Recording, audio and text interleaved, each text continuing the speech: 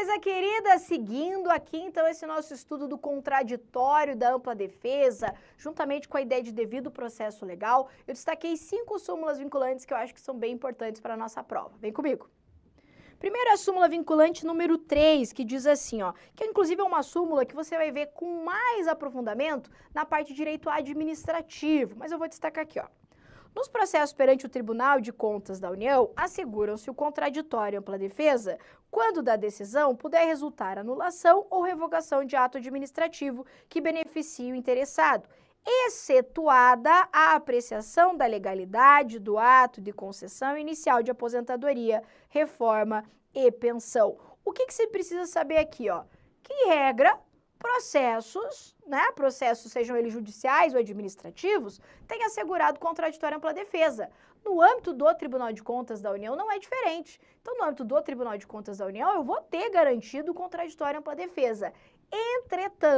Entretanto, quando se tratar de apreciação da legalidade do ato de concessão inicial de aposentadoria, reforma ou pensão, é que não vai ser assegurado o contraditório e a ampla defesa, ok? É só você saber isso para o direito constitucional. Lá na parte de direito administrativo, o professor vai falar de mais detalhes, vai falar de conceitos mais específicos, mas que não é o foco da nossa matéria, tá? Súmula vinculante 5, essa aqui é coisa fina, hein? Sempre cai ainda. A falta de defesa técnica por advogado no processo administrativo disciplinar não ofende a Constituição. Olha aqui para mim. Eu falei para você que o devido processo legal é esse direito também ao contraditório e ampla defesa. Direito de dizer o contrário, direito de produzir as suas provas. Esse direito, ele é realizado através de pessoas aptas para apresentar defesa. Quem são essas pessoas? Os advogados. Então, o advogado é a pessoa apta a defender uma determinada pessoa, seja ela no processo judicial, seja ela no processo administrativo. E o que foi questionado perante o Supremo Tribunal Federal é, em todos os processos, tem que a pessoa estar representada por advogado? E o STF falou, nem sempre. Há processos em que não precisa de representação por advogado, como, por exemplo, você sabe, o habeas corpus. O habeas corpus é uma ação judicial que não precisa estar representado por advogado. E o Supremo Tribunal Federal entendeu também que não precisa a pessoa, estar representada por advogado em processos de natureza administrativa. Então, por exemplo, num PAD, se a pessoa quiser se defender sozinha, ela pode fazer. É aquilo que eu sempre digo, não se recomenda, né? Depois não vai chorar lá as pitangas querendo que o advogado faça milagre se você já fez um monte de besteira no PAD. Mas o STF entendeu que não precisa. Então, por isso, a falta de defesa técnica, ou seja, de ter um advogado no processo administrativo disciplinar, não viola contraditório ampla defesa, ou seja, não o viola, não ofende a Constituição Federal, ok? Não ofende a Constituição, mas a tia repete, não se recomenda, né? Eu tenho um monte de cliente que faz isso, sabe? Vai lá e fala, né, eu não vou contratar advogado no PAD, isso aqui não vai dar em nada. Aí dá, né, meu amor? Aí dá, aí corre lá para o advogado querer fazer milagre. Às vezes não dá para fazer milagre, né? Às vezes uma boa orientação no processo administrativo ajuda muito. Mas, se não quiser, não estará ofendendo a Constituição, ok? É isso. Súmula vinculante 14, essa também é coisa fina, coisa querida. É direito do defensor, no interesse do representado, ter acesso amplo aos elementos de prova que, já documentados em procedimento investigatório realizado por órgão com competência de polícia judiciária, digam respeito ao exercício do direito de defesa. Meu Deus do céu, o que essa súmula está dizendo aqui, professora? Está dizendo assim, ó, que o advogado tem direito de ter acesso aos autos do inquérito policial. Então, veja, eu disse para você que no inquérito, lá no inquérito policial, não há contraditório e ampla defesa, ok? Mas eu disse também que apesar de não ter contraditório e ampla defesa, não quer dizer que não há garantias processuais garantidas no inquérito policial. Há sim. Inclusive, a STF falou que o advogado, que é o defensor, ele pode ter acesso ao inquérito policial, quando as provas já estiverem documentadas. Então é muito comum, né, depois que instaurou o inquérito lá, a polícia está produzindo, quebrou sigilo, alguma coisa, eu tenho as provas já documentadas produzidas, o advogado pede para ter acesso a essas provas. Até para ver se elas foram produzidas de forma correta, se não tem umas provas ilícitas lá no meio, e de repente já começar a providenciar uma possível defesa. É isso que está dizendo essa súmula vinculante 14, tá? Cai muito em prova. Súmula vinculante 21. É inconstitucional a exigência de depósito ou arrolamento prévio de dinheiro ou bens para admissibilidade de recurso administrativo. E aqui a tia vai te explicar, vou te explicar a súmula, né? Mas não precisa ficar decorando, isso aqui quando você olhar na prova, você vai identificar essa súmula. Vou te contar uma história. Antes dessa súmula, funcionava assim, ó. Muitas vezes, para você fazer um recurso administrativo, não é nem judicial, um recurso administrativo, você tinha que depositar o valor que estava sendo cobrado para você ou arrolar bens. O que é isso? Arrolamento de bens. Para cada palavra, né? Você tinha que arrolar ali alguns bens para fazer o valor, para fechar o valor que estava sendo cobrado. Vou te contar um caso que aconteceu comigo. Vou usar aqui, né, esse slide. Eu tive um cliente que ele teve um lançamento lá no âmbito da Receita Federal.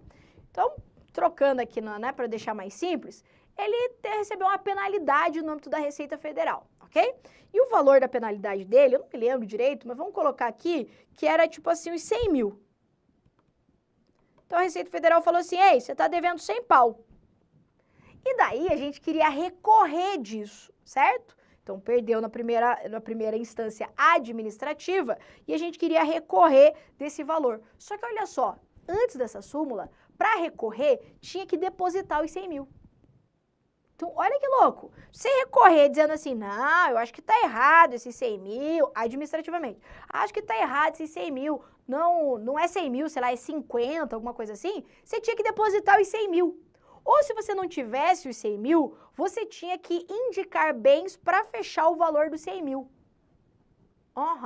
E na época, o meu cliente não tinha esse valor. Eu não lembro se era 100 mil, acho que não era 100 mil, mas um exemplo. Ele não tinha esse valor. Aí, moço, para a gente poder fechar esse valor, a gente foi lá, indicou geladeira, televisão, o que tinha lá na empresa dele, a gente foi indicando para tentar fechar esse valor. E era assim que funcionava. Só que daí você concorda comigo que a pessoa, ela não consegue se defender direito? Você concorda comigo? Porque se ela tiver que depositar o valor aqui para ela recorrer administrativamente, a pessoa vai lá e paga. Ela não é? Ela não vai ter condições. E muitas vezes a pessoa tem contra ela lançado um valor ou cobrado um valor injusto. Pois é, pensando nisso, que o Supremo Tribunal Federal editou a súmula vinculante 21, que vai dizer, então, que é inconstitucional a exigência de depósito ou arrolamento prévio de dinheiro ou bens, que nem a gente indicando lá a geladeira, né, as coisas lá, para a admissibilidade de recurso administrativo. Você está entendendo? Então, não precisa mais depositar o valor ou indicar bens aqui para poder recorrer administrativamente. Belezinha? Belezinha. E a súmula vinculante 28 diz assim, ó. A gente até falou já um pouquinho dela, mas eu vou repetir aqui porque também tem a ver com o contraditório e ampla defesa.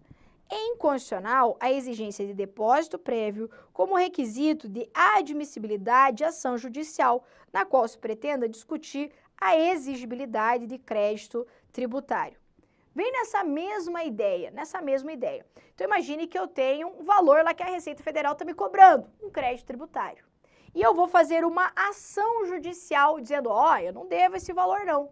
Será que eu tenho que depositar o valor que está sendo cobrado aqui lá na Receita Federal para poder fazer a ação judicial? Não tenho. Mas era exigido, gente. Veja que o negócio é pagar o valor que a gente tem que pagar para a Receita, entendeu? Ninguém vai discutir. O negócio é paga, depois, se você quiser, você discute. Mas não mais, graças a essas duas súmulas vinculantes, ok?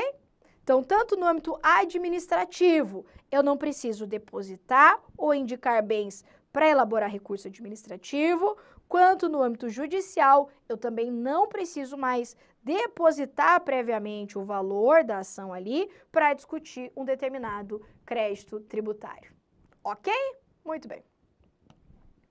Duplo grau de jurisdição. Aqui, vamos lá. Nós estamos falando de contraditório e ampla defesa, ok? O contraditório e ampla defesa, a gente viu que ele envolve os meios e os recursos envolvidos ali nesse processo. E daí que se discute, então, se existe na nossa Constituição o chamado duplo grau de jurisdição. E o que é o duplo grau de jurisdição? É o direito de você ter uma segunda opinião, não é? Então, por exemplo, se o juiz lá de primeira instância, juiz de primeiro grau, diz culpado, será que você não tem direito dessa sua decisão ser revista por um outro juiz? Sim ou não? Tipo um colegiado, um grupo de juízes e tudo mais? Ah, com certeza, que vamos falar a verdade aqui. A opinião, muitas vezes, de uma pessoa, ela não é a opinião verdadeira. Ela não é nem sempre ou a opinião mais justa. E vamos lembrar que juízes são seres humanos, falhos, sujeitos a interpretações divergentes. Por isso, numa condenação, num processo, a pessoa tem o direito de ter essa sua decisão revista por uma instância superior, ou seja, por juízes de instância acima, de uma segunda instância, por exemplo. Essa é a garantia do duplo grau de jurisdição. Entretanto, apesar de ser uma garantia prevista no Pacto de San José da Costa Rica, ela não é uma garantia estabelecida na Constituição Federal. Vamos anotar? Então, a gente pode afirmar que o duplo grau de jurisdição, ele não é uma garantia constitucional.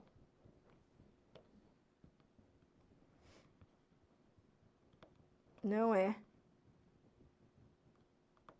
garantia constitucional. Porque não está escrito ali, né, na nossa Constituição. Inclusive, anote assim, ó. Vou colocar assim, ó. Apesar de não ser uma garantia constitucional, está prevista, tem uma garantia prevista no Pacto de San José da Costa Rica. Ou seja, é uma garantia que tem status de norma supralegal. Então, nós podemos dizer que a garantia do duplo grau de jurisdição, ela não é uma garantia constitucional, porque não está prevista na Constituição Federal. Ela não tem status de norma constitucional, mas é uma garantia de status supralegal, porque está prevista no Pacto de San José da Costa Rica, ok? Inclusive, ao julgar isso, o Supremo Tribunal Federal falou assim, ó, que a garantia do duplo grau não é a garantia absoluta. Não é absoluto. Então, o duplo grau de jurisdição não é absoluta, inclusive por entender que a existência de instância única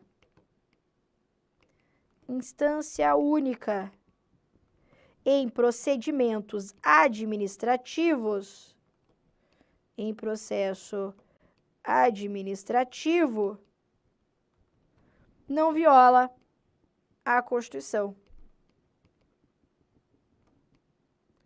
Não é inconstitucional. Tia vai explicar.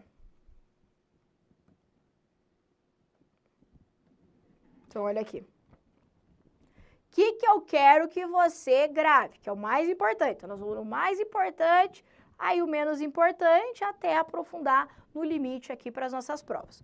O duplo grau de jurisdição nada mais é do que o direito de você ter lá uma segunda opinião, ou seja, da tua decisão ser revista por um juiz ou um tribunal de instância hierarquicamente superior àquele que proferiu a sua decisão.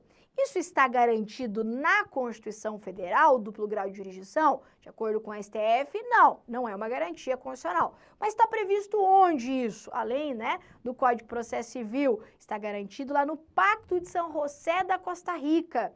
Logo, se está previsto nesse Tratado Internacional de Direitos Humanos, ele não tem status de norma da Constituição, ele tem status de norma supralegal, está acima da Constituição, mas está acima da lei, mas abaixo da Constituição Federal, ok? Então, é uma garantia com status supralegal. Inclusive, decidiu o STF que mesmo estando lá, no Pacto de São José da Costa Rica, não é uma garantia absoluta. Isso porque é possível instância única em processos administrativos de natureza contenciosa. Então, por exemplo, isso você encontra muitas vezes no âmbito municipal. É possível lá no âmbito do município que um determinado processo administrativo seja decidido às vezes lá por uma comissão e não tem para quem recorrer. Não tem para quem recorrer. Aí você vai ter que fazer o quê? Se socorrer do judiciário, mas administrativamente só tem uma única instância, ou seja, só tem uma única forma de decidir aquele processo. O STF entendeu que isso não é inconstitucional. Um outro exemplo. Os ministros do Supremo Tribunal Federal. Os ministros do Supremo Tribunal Federal, se eles cometem crime comum, por exemplo, uma infração de natureza penal, eles vão ser julgados onde? No próprio Supremo Tribunal Federal. Então, imagine que o ministro do Supremo Tribunal Federal comete um crime, ok? Tá. Aí, o que acontece? Ele vai ser processado e julgado no Supremo Tribunal Federal. Ele vai recorrer para quem? Quem que seria o duplo grau dele aqui? Não tem duplo grau, não tem, por quê? Porque a pessoa já tem prerrogativa de foro de ser julgado lá em cima, entendeu? Então ele não tem para quem recorrer. Entendeu o STF que essa regra não viola o duplo grau de jurisdição, justamente porque é uma garantia que não tem natureza constitucional. Já a prerrogativa de foro possui, por isso que nesse caso ela se sobrepõe ao duplo grau de jurisdição. Ok aqui? Então, de novo, tudo que a gente precisa saber. Duplo grau, direito de ter uma decisão revista por uma instância superior. Não é uma garantia prevista na Constituição. Está lá no Pacto de São José da Costa Rica, que está abaixo da Constituição Federal. Pensando nisso, a STF falou assim, se tiver instância única em processos administrativos, isso não viola a Constituição Federal. Por quê? Porque não é uma garantia estabelecida na Constituição. Além disso, pessoas com prerrogativa de foro, ou seja, pessoas que são julgadas em instância última, também não há qualquer violação do duplo grau de jurisdição aqui. Por quê? Porque a prerrogativa de foro, ou seja, o direito de ser julgado na instância última, está previsto na Constituição, enquanto que essa garantia do duplo grau não está na Constituição Federal. Ok isso aqui? Muito bem, esse é o tal famoso duplo grau de jurisdição. Falamos então agora a respeito da celeridade processual. Isso aqui é um mito. Olha o que diz aqui a Constituição. A todos, no âmbito judicial e administrativo, são assegurados a razoável duração do processo e os meios que garantam a celeridade de sua tramitação. Primeira coisa, você tem que saber que essa garantia ela foi inserida na Constituição pela emenda 45 de 2004. Ou seja, ela não nasceu na Constituição Federal. Ela também decorre do devido processo legal material. Lembra que a tia falou para você que nada adianta que um processo cumpra com todas as etapas lá, tudo certinho, as regrinhas processual bonitinho e dura lá 30 anos?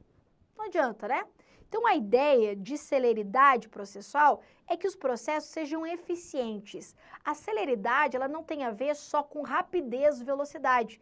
Isso porque, dependendo da complexidade de um processo, se a decisão for muito rápida, vai ter alguma coisa errada nisso aí, né? O processo, ele tem que seguir as suas etapas, o seu curso natural. O problema é que, às vezes, esse curso é muito demorado. E daí tá errado. Agora, por quê? Porque daí o processo já se arrastou, as pessoas nem lembram mais por que tá brigando. Ele já se tornou algo desproporcional, desarrazoado. Lembra disso?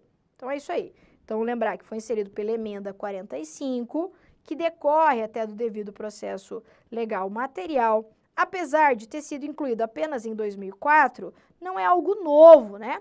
Porque ela já estava prevista,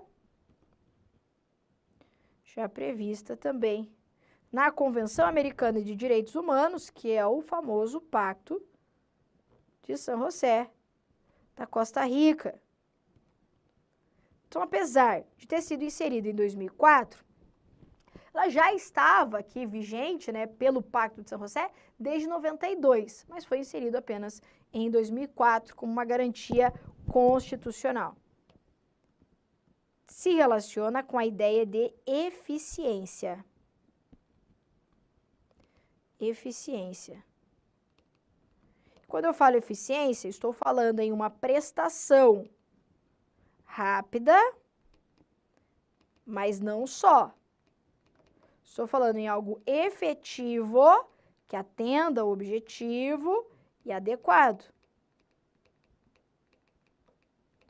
Então, rápida, efetiva, adequada. Razoabilidade, proporcionalidade de novo aqui. Se aplica tanto no âmbito judicial quanto administrativo. Inclusive no inquérito. Inclusive no inquérito policial. Teteinha, no inquérito policial a gente não tem o quê? Contraditório e ampla defesa. Por quê? Porque lá não tem acusação formal, então não tem o que a pessoa contraditar, não tem o que ela produzir de prova ali, porque ali é o âmbito policial mesmo, investigando e tudo mais. Então, no inquérito policial não há contraditório e ampla defesa, mas há sim celeridade processual. Quem estuda com certeza para as carreiras policiais sabe que no inquérito policial existem prazos a serem cumpridos. Não tem prazo no inquérito? Tem prazo no inquérito, justamente para garantir a celeridade processual.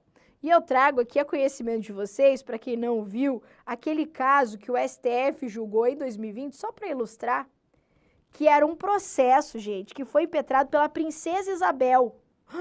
Eu vou até colocar aqui, porque você não esquece nunca mais como isso aqui é importante. A Princesa Isabel, professora, aquela da abolição da escravatura, ela mesma, ela fez um processo em 1895.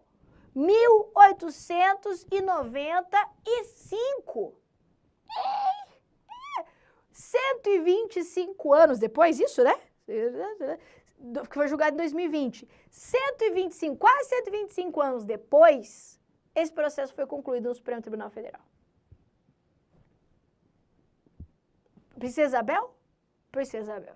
Viu? Atenção, você que está reclamando aí que seu processo está demorando mais de 2 anos. Acabou de fazer 2 anos e você já está aí brabo que teu processo está enrolado. Meu amor, Princesa Isabel mandou lembrança, hein? É, Orleans de Bragança. Ela mesma fez um processo lá para manter, né? Para ficar lá no Palácio de Guanabara, né? Achando que aquilo era dela e tudo mais. Não rolou, né? Não rolou. E nós tivemos o julgamento, sim, gente, de verdade, em 2020 a respeito disso. Então veja que é uma garantia bem importante, né? Não adianta o processo cumprir com essas etapas, seguir todo um rito processual sem que ele tenha efetividade, sem que ele atenda aqui essa ideia de celeridade processual. Parece brincadeira, mas não é, né? Infelizmente.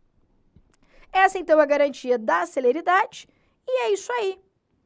Ficamos por aqui, então. Espero que você tenha gostado dessas garantias até o momento. Na sequência, falaremos ainda a respeito de mais garantias processuais. Te espero lá. Tchau.